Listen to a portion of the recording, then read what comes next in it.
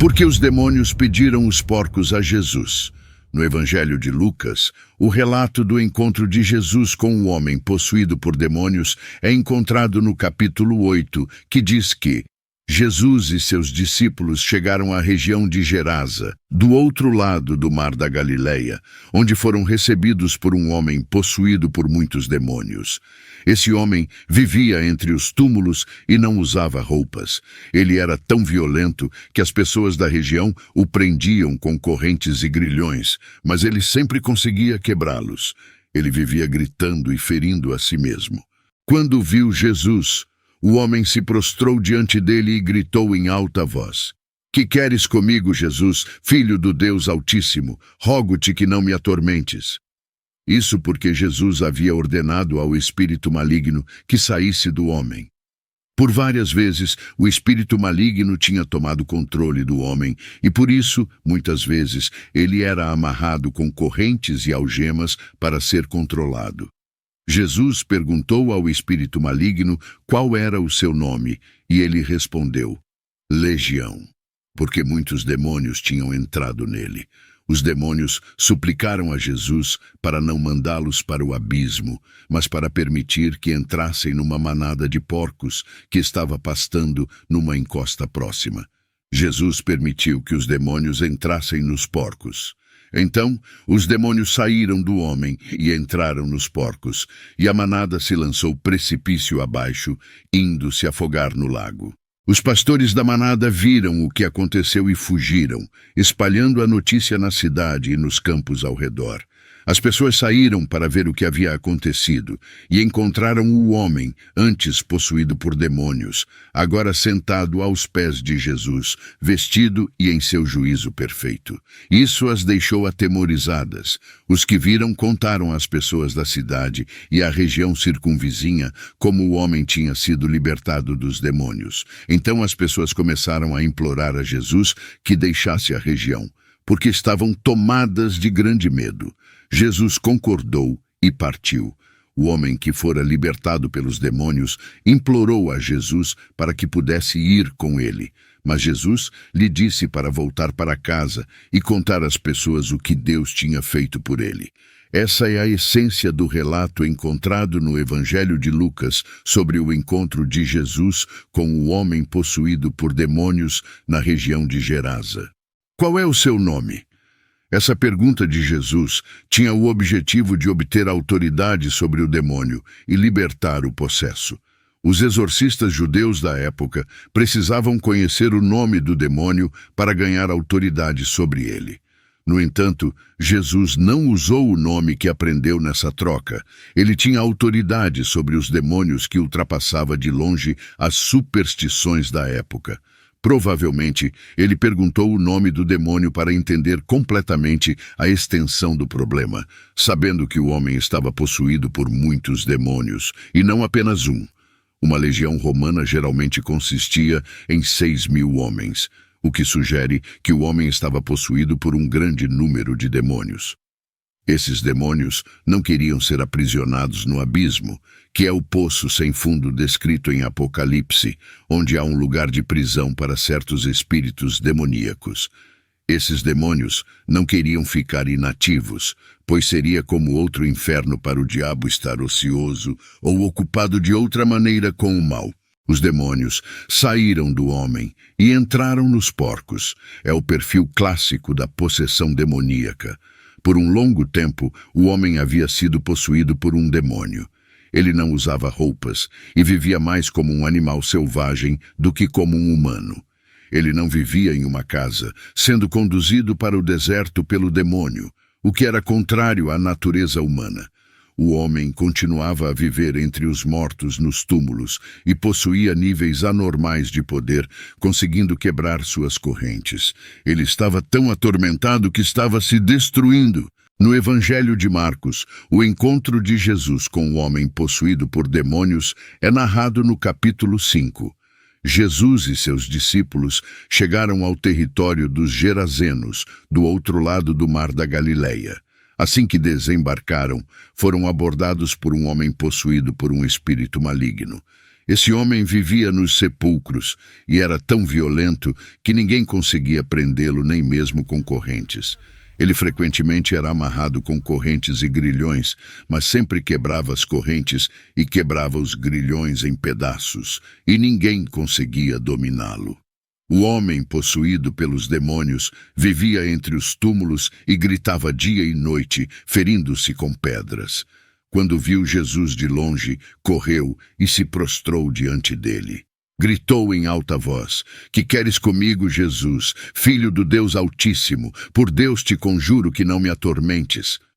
Jesus lhe perguntou: "Qual é o seu nome?" E o homem respondeu: "Meu nome é Legião, porque somos muitos." Os demônios imploraram a Jesus que não os mandasse embora daquela região.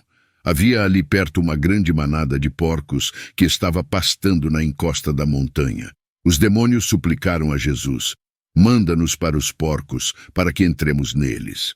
Jesus permitiu, e os demônios saíram do homem e entraram nos porcos. A manada, que era de cerca de 2.000 porcos, atirou-se precipício abaixo em direção ao mar e se afogou. Os homens que cuidavam dos porcos fugiram e espalharam a notícia na cidade e nos campos ao redor. As pessoas foram ver o que havia acontecido.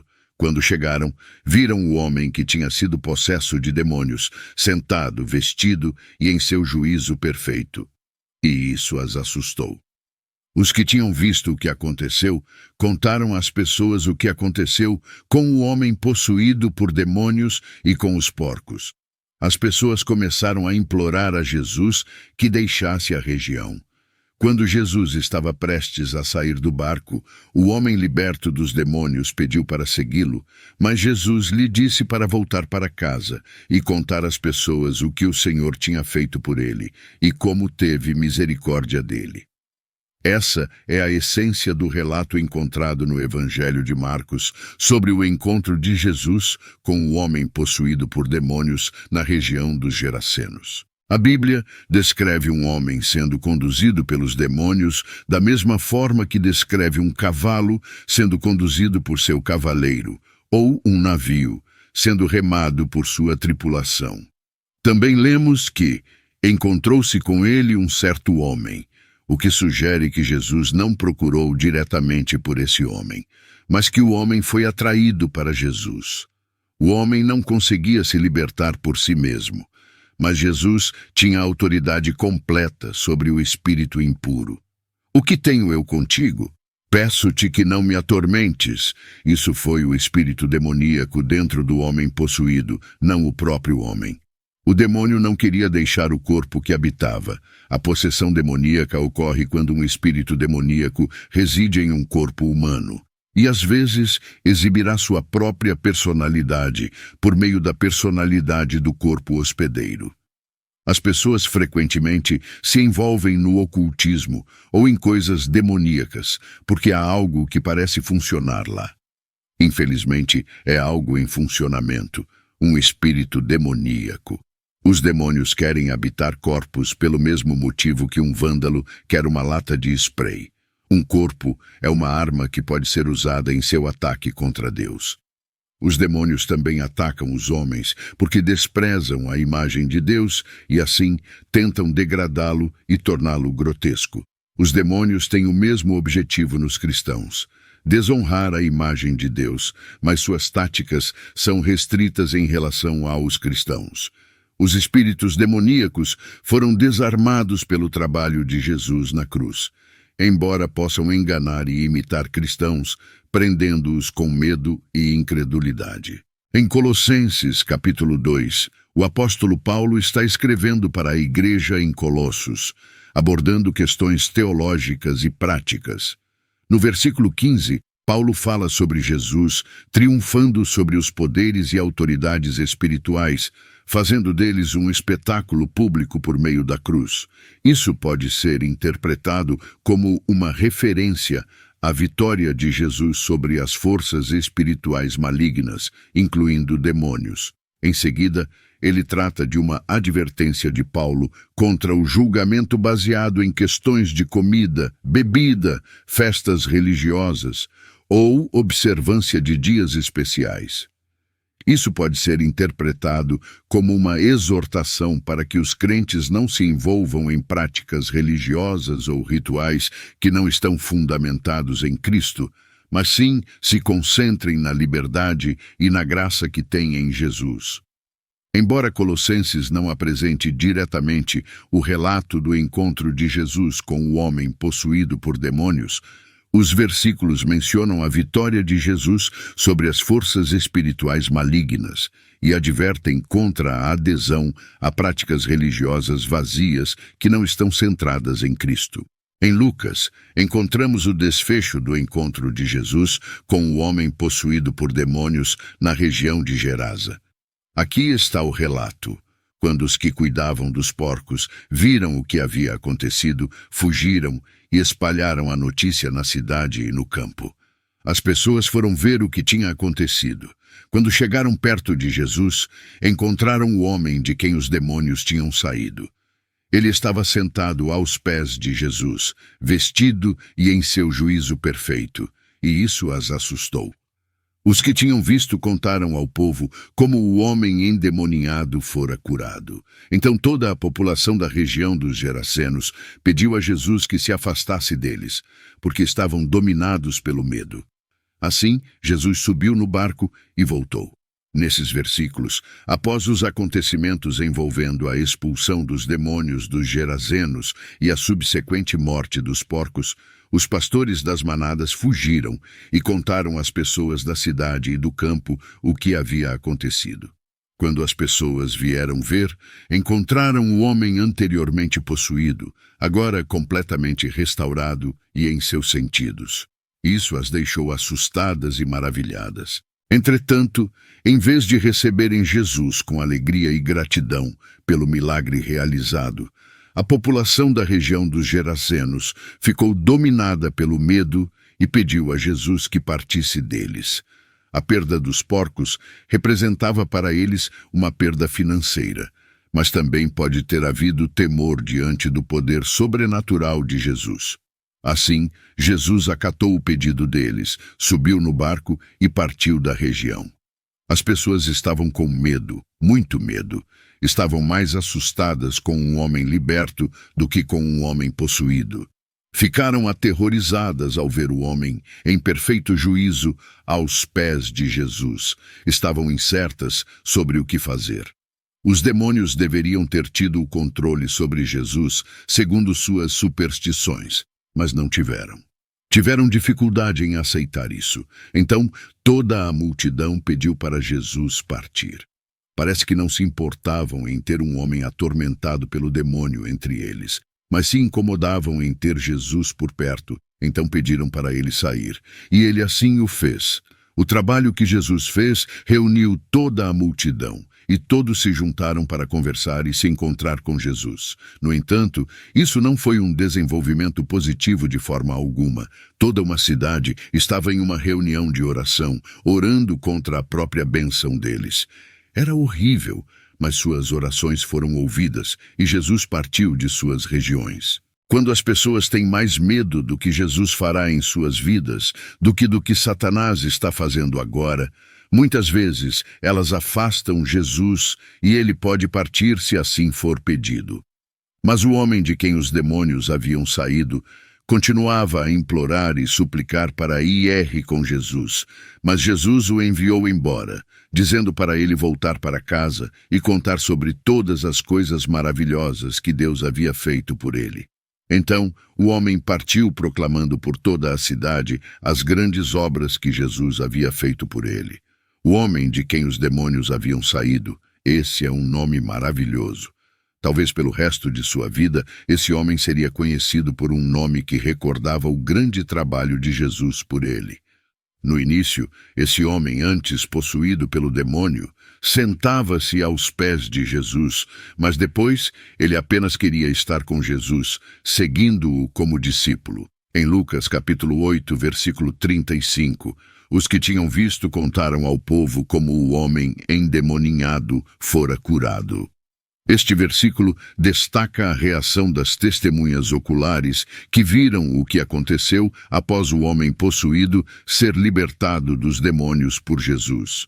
Eles compartilharam com as pessoas ao seu redor o milagre da cura do homem. Isso mostra como a notícia do poder de Jesus se espalhou rapidamente pela região após esse acontecimento extraordinário. As testemunhas compartilharam com os outros a transformação surpreendente que testemunharam, destacando o poder de Jesus sobre as forças espirituais malignas. O desejo deste homem por Jesus ilustra a mudança que ocorreu em seu coração. Antes, ele estava interessado apenas no que Jesus poderia fazer por ele, mas após seu encontro com Deus, ele desejava Jesus em si mesmo. No entanto, Jesus o repreendeu e disse para ele ir embora, apesar de o homem ter um bom motivo para querer seguir Jesus.